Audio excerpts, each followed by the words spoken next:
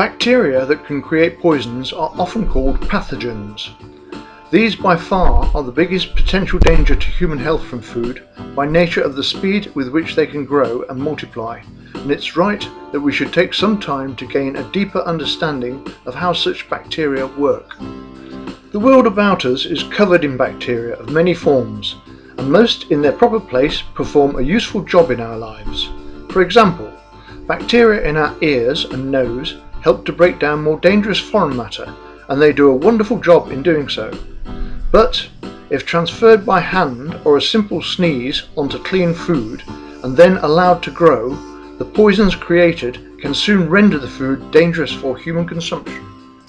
So let us ask ourselves, in the workplace, how do we identify the presence of bacteria? What do they look like? What do they smell like? It's commonly thought that foods left out of changing colour or having a discernible rancid smell is a sign of bacteria at work, and so if it smells and looks okay, then it's fit to serve. Wrong.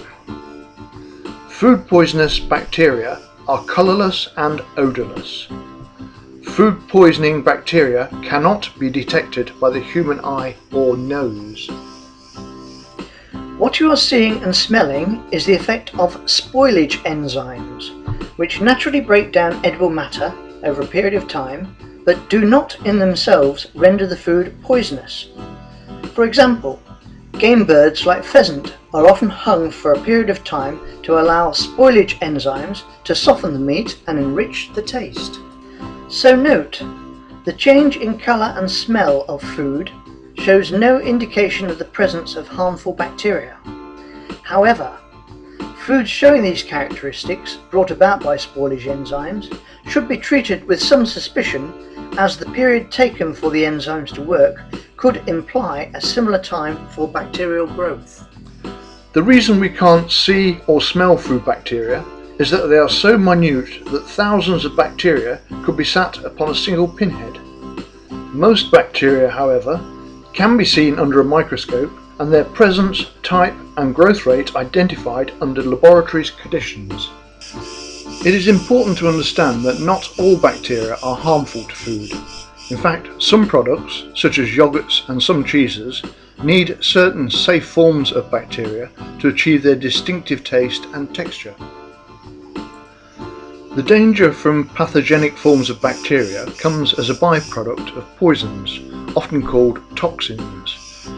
Toxins are emitted as the bacteria grow, split, reform and so multiply, and so they continue to produce ever more toxins, making it harmful to human digestive system, until after ingestion the human body tries to reject the poisons in the form of vomiting, diarrhea, or in more severe cases where the poison can't be fully cleared, the symptoms may escalate to sickness, fever, dizziness and even death.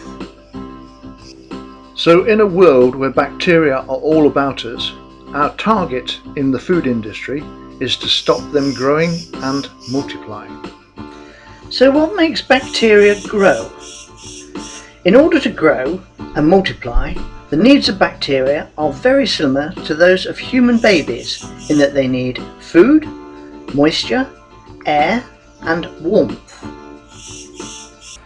Food, air and moisture are very hard to remove in the kitchen environment, which leaves us with temperature, for which we have devised many useful tools over the years, and so the control of temperature has become the primary method of control of bacterial growth in the food industry. Bacteria, again like human babies, have a band range of temperatures within which they can grow and flourish. Too cold, below 8 degrees Celsius, and they effectively go to sleep. Too hot, above 63 degrees Celsius, and most bacteria are killed or protect themselves by forming a hard shell and becoming what are called spores, in which state they cannot grow and multiply.